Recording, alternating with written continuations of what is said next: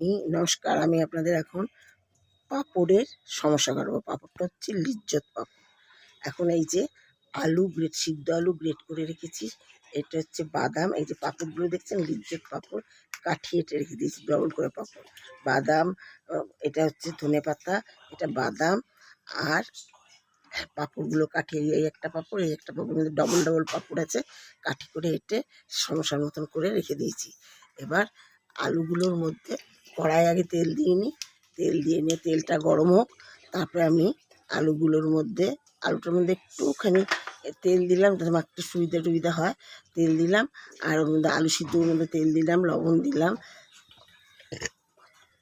ধনে পাতাটা দিচ্ছি, ধনে পাতাটা দিয়ে দিচ্ছি, বাদামগুলো দিয়ে দিলাম, আগে বাদামগুলো দিয়ে নিই, বাদাম ড্রাই রোস্ট করে বাদামগুলো গুঁড়ো করে নিয়েছি খোসা ছাড়িয়ে, ধনে পাতাটাও দিয়ে দিলাম, আলু সিদ্ধ, লবণ, ধনে পাতা, বাদাম দিয়ে দিলাম। কিন্তু আমি পেঁয়াজ দিইনি, আপনাদের যদি দরকার লাগে, ধনে পাতার গন্ধ করবে বলে পেঁয়াজ দিইনি, দরকার লাগলে আপনারা কাঁচা পেঁয়াজ দিয়ে নিতে পারেন, কাঁচা লঙ্কা দিয়ে নিতে পারেন। আমার কাছে ভাজা পেঁয়াজ, ভাজা লঙ্কা এগুলোর মধ্যে ভালো লাগে না, গন্ধ লাগে না, ভালো সেন্ট বেরোবে বলে আমি ওই জন্য দিই না। আর তাছাড়া এর মধ্যে ধনে পাতা আছে বলে তো দিলামই না।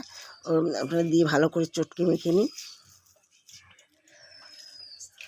চটকে মেখে নিয়ে এরপর লবণ টবণ সব মিশিয়ে দিয়েছি। এবার দলা করে নিয়ে পাঁপড়গুলোর মধ্যে পুরবো। এই যে পাঁপড়টা দেখুন, পাঁপড়টা একেবারে সমস্যার মতন করে রেখে দিয়েছি, ডবল পাঁপড়, লিজ্জত পাঁপড়।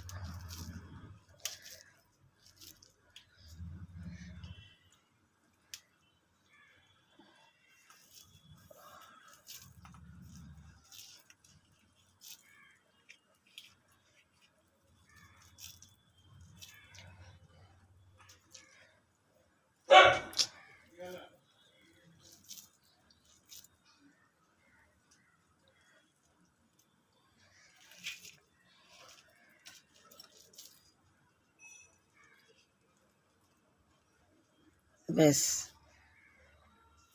হয়ে গেছে। এবার আটাতে একটুখানি জল দিয়ে গুলে নিয়েছি, গুলে নিয়ে মুখটা আটকে দেবো, নাহলে যদি খুলে যায় ভাসতে, যে মুখটা আটকে দেবো, একটু লাগিয়ে নিয়ে, ব্যাস লাগিয়ে নিয়ে এবার সমস্যার মতন করে মুড়ে নিলাম, ভালো করেই মুড়ে নিলাম সমস্যার মতন, কি যাতে খুলে না যায়। দিয়ে এবার মুড়ে নিয়েছি। এবার তেলের মধ্যে যে দিকটা মুড়েছি সেই দিকটাই তেলের মধ্যে দেবো, কারণ জড়ো লেগে যাবে। দেখুন একবার ঠিক সমস্যার মতো। আর আরেকটা আছে, সেটাও দিয়ে দিচ্ছি, সেটাও মুড়ে নিয়ে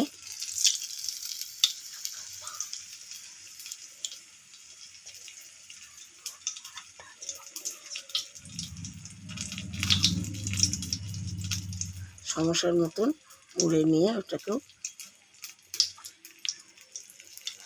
দিয়ে দিচ্ছি তেলের মধ্যে, ময়দা দিয়ে করে নিয়ে তেলের মধ্যে দিয়ে দিচ্ছি।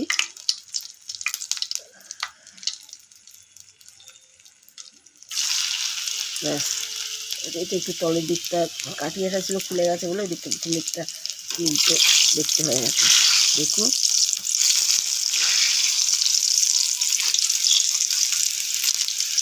ওরে একটু কড়া ভাজা হয়ে গেছে, উঠবেও না খুলবেও না।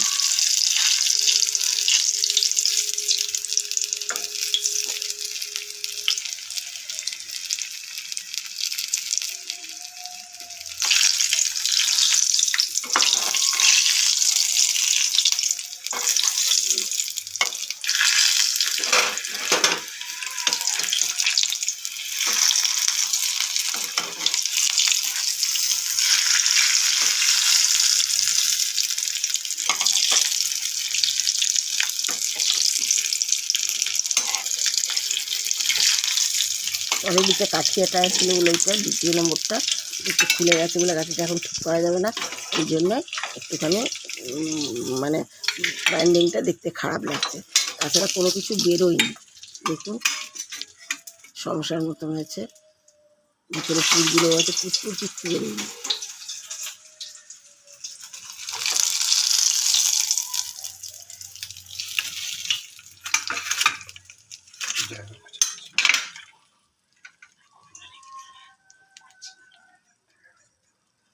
দেখুন ভাজা হয়ে গেছে। যদি আপনাদের খেয়ে ভালো লাগে তাহলে